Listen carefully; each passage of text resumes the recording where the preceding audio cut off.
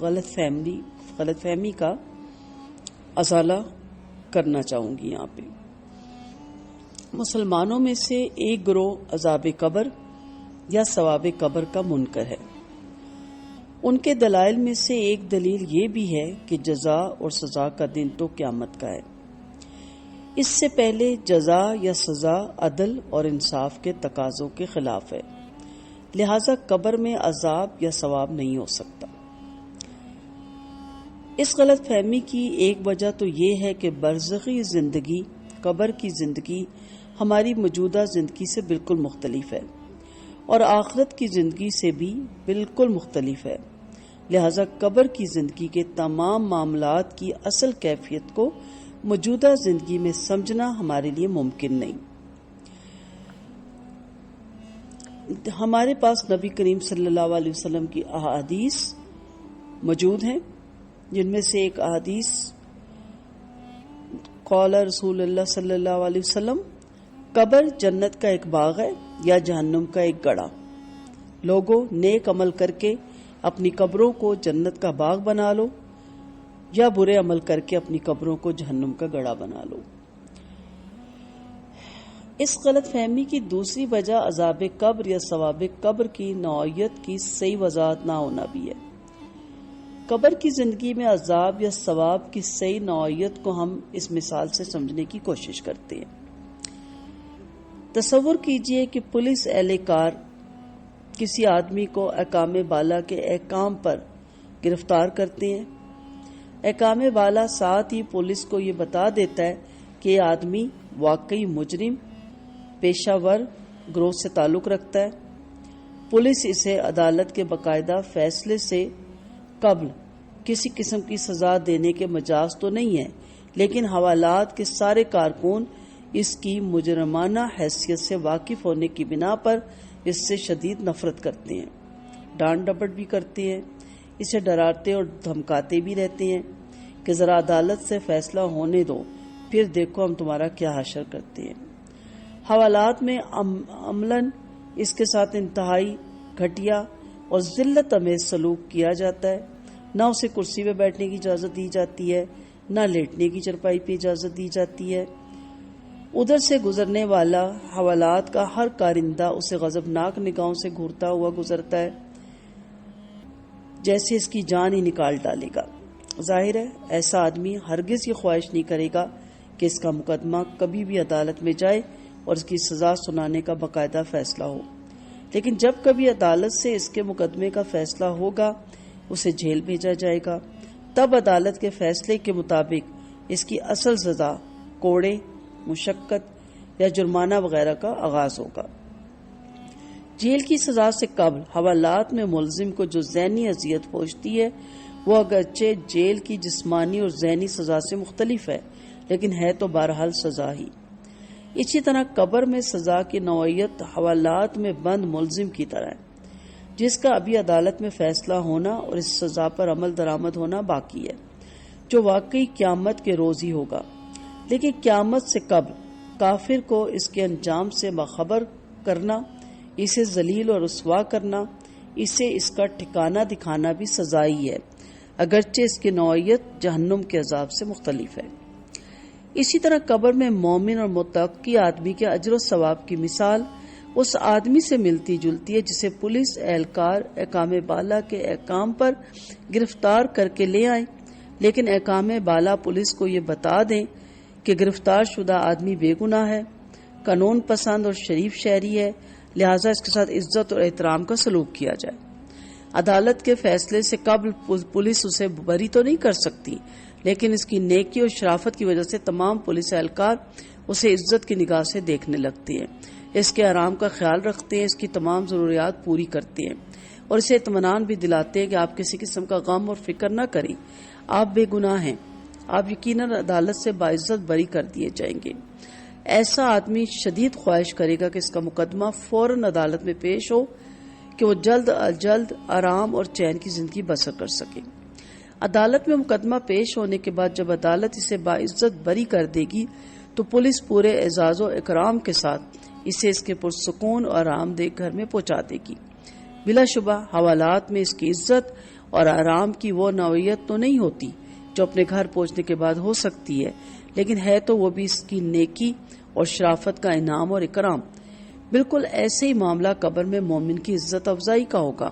اسے جنت میں گھر کی بشارت دی جائے گی، جنت کی دیگر نعمتیں دکھائی جائیں گی، ہر طرح کا آرام اور راحت مہیا کی جائے گی، لیکن جنت کی نعمتوں اور راحتوں سے عملاً مومن اس روز لطف اندوز ہوگا جس روز اللہ تعالیٰ کی عدالت سے بری ہو کر پورے اعزاز اور اکرام کے ساتھ جنت میں داخل ہوگا انشاءاللہ۔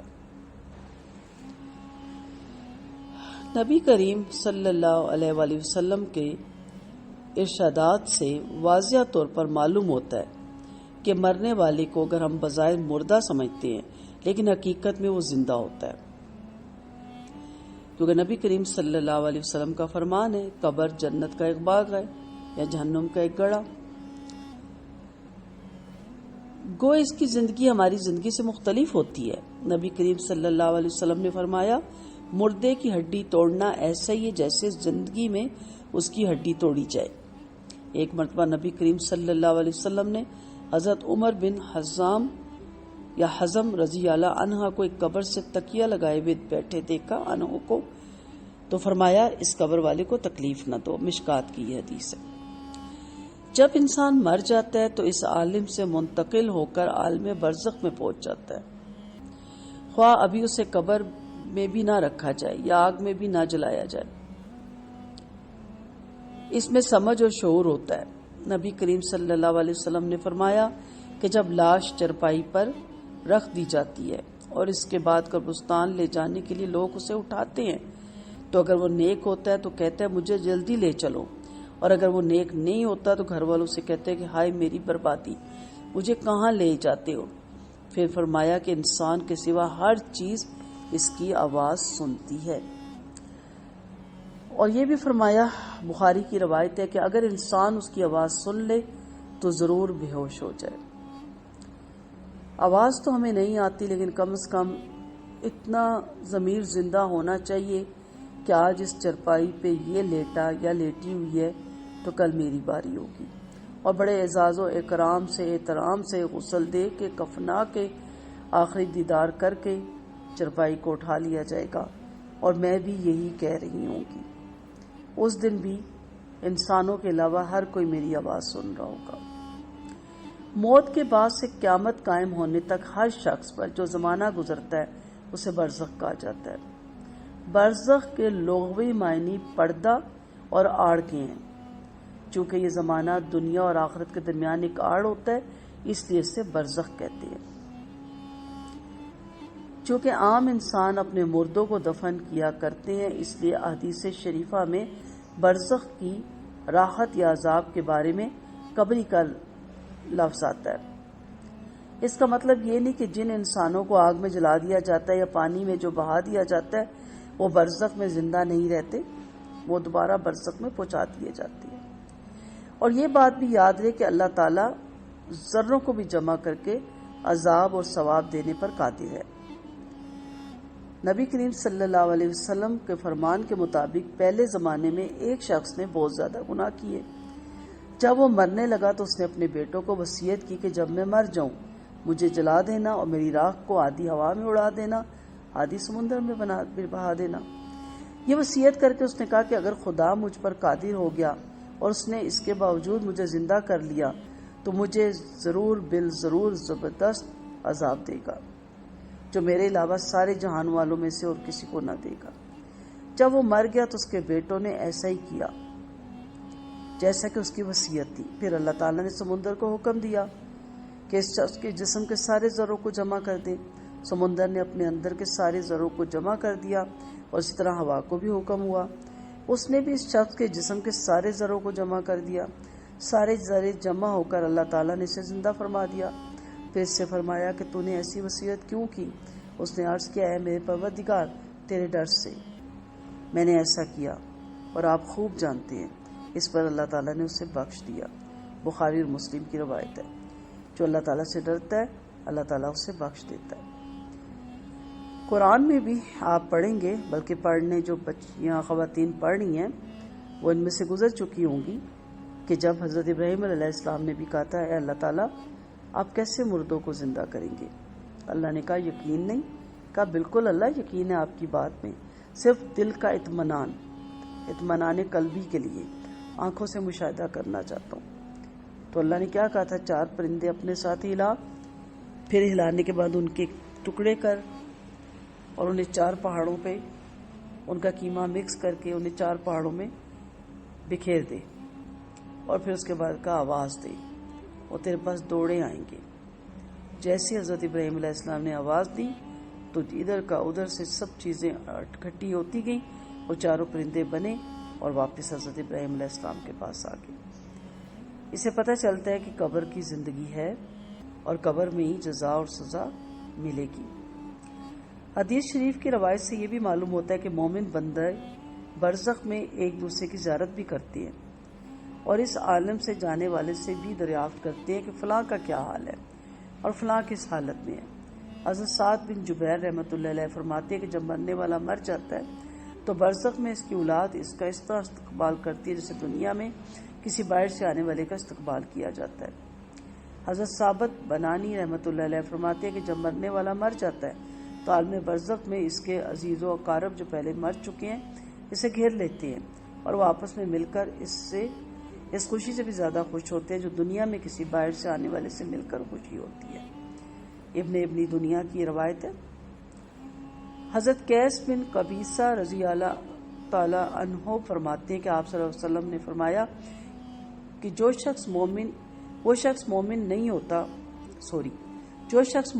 ہوتا اسے مردوں سے بات چیت کرنے کی اجازت نہیں دی جاتی۔ کسی نے عرض کیا یا رسول اللہ کیا مردے کلام بھی کرتے ہیں؟ ارشاد فرمایا ہاں، وہ ایک دوسرے کی زیارت بھی کرتے ہیں۔ ابن حبان کی یہ روایت ہے۔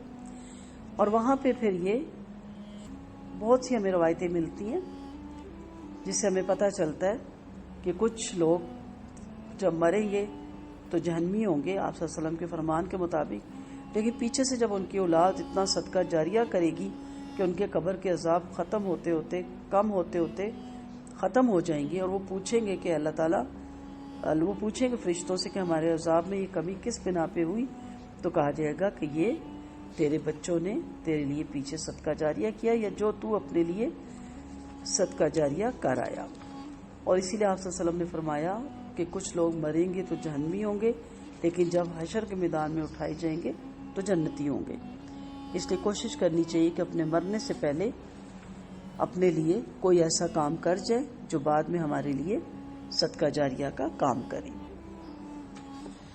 جیسا کہ میں نے پہلے بھی ذکر کیا کہ عربی لغت میں برزخ 2 چیزوں کے درمیان روک کو کہتے ہیں، اور شرعی اصطلاح میں دنیا اور آخرت کے درمیان وہ عالم برزخ کہلاتا ہے جس پہ مرنے کے بعد سے قیامت تک آدمی رہتا ہے۔ قبر میں جب وہ رہے گا تو قبر کے عذاب اور جزا کو بھی وہ وہاں پہ اس کے ساتھ ہوں گے اور وہ بھگتے گا۔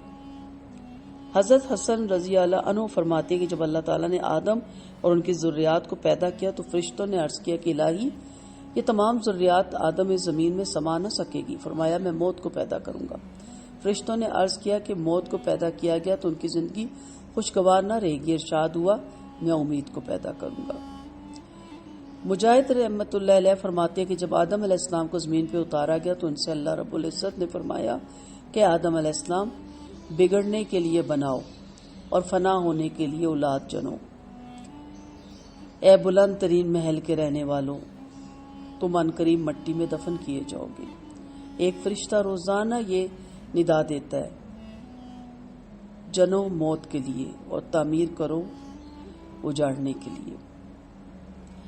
آپ جانتے ہیں کہ جب بھی کوئی نیک بندہ مرتا ہے تو فرشتے اس کو قبر میں بٹھاتے ہیں۔ وہ ایسی حالت میں بیٹھتا ہے کہ نہ اس کو کوئی گھبراہٹ ہوتی ہے اور نہ اس پہ کوئی غم مسلط ہوتا ہے۔ یہ ہمارا ایمان، ہمارا عقیدہ ہے۔ پھر اس سے اول تو اسلام کے متعلق سوال کیا جاتا ہے، جو پیچھے لیکچر میں نے سارا بتایا، وہ میرے شروع کے لیکچر سن لیں آپ، اور ان سارے سوالوں کے جواب ان کو دیے جاتے ہیں۔ جواب صحیح دیتا ہے پھر جنت ان کو دکھائی دی جاتی ہے اور کہا جاتا ہے یہ تیرا ٹھکانہ ہے۔ اور جو جہنمی ہوتا ہے وہ سوالوں کے صحیح جواب نہیں دیتا تو پھر اس کو کہا جاتا ہے کہ اس کو جہنم دکھائی جاتی ہے کہ یہاں سے فارغ ہونے کے بعد یہ تیرا ٹھکانہ ہوگا۔ حضرت ابو قتادہ رضی اللہ عنہ فرماتے کہ آپ صلی اللہ علیہ وسلم کے پاس ایک جنازہ گزرا. آپ نے فرمایا یہ شخص یا تو راحت پانے والا ہے یا اس سے راحت ہوگی. اس کے بعد ارشاد فرمایا مومن بندہ تو مر کر دنیا کی مشقتوں اور تکلیفوں سے راحت پا لیتا ہے اور اللہ تعالیٰ کی رحمت کے اندر چلا جاتا ہے. یہ تو راحت پانے والا ہوا. اور فاجر آدمی جب مرتا ہے تو دوسرے آدمی اور آبادیاں اور درخت اور جانور سب کے سب اس کی موت سے راحت پاتی ہیں، اس لیے کہ اس کے گناہوں کی نحوست سے دنیا میں آفات نازل ہوتی ہیں، بارشیں بند ہو جاتی ہیں جس کی وجہ سے شہروں میں فساد ہوتا ہے، درخت خشک ہونے لگتے ہیں، جانوروں کو چارہ ملنا مشکل ہو جاتا ہے. اس وجہ سے اس کی موت سے سب کو راحت ملتی ہے کہ اس کی نحوست سے سب کو تکلیف پہنچ رہی ہے. حضرت ابن عمر رضی اللہ عنہ فرماتے ہیں کہ آپ صلی اللہ علیہ وسلم نے ایک مرتبہ میرا کاندھا پکڑ کے فرمایا دنیا میں ایسے رہو جیسے کوئی اجنبی بلکہ راستہ چلتا مسافر ہوتا ہے. حضرت ابن عمر رضی اللہ عنہ فرماتے کہ جب تو صبح کر لے تو شام کا انتظار نہ کر، اور جب شام کر لے تو صبح کا انتظار نہ کر، اور اپنی صحت کے زمانے میں مرض کے زمانے کے لیے توشہ لے لے کہ جو اعمال صحت میں کرتا ہوگا مرض میں ان کا ثواب ملتا رہے گا، اور اپنی زندگی میں موت کے لیے توشہ لے لے.